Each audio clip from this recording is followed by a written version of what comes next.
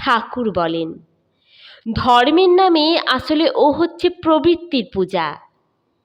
গভীর ইষ্টানুরাগ চাই, তীব্র বৈরাগ্য চাই। আহার শুদ্ধি থেকেই সত্য শুদ্ধি। সাধনার সূক্ষ্ম অনুভূতিগুলি বোধ করতে হলে আহার শুদ্ধি চাই। নিরামিষাশী হওয়া লাগে।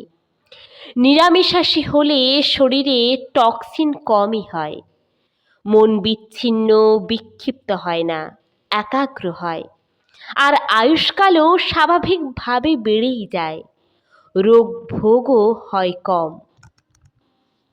একটু কাঁদলেই বা নৃত্যগীতাদিতে উত্তেজিত হয়ে লম্ফঝম্পাদি করলেই যে ভক্তি হলো তা নয়কো। সাময়িক ভাবোন্মত্তাদি ভক্তের লক্ষণ নয়কো।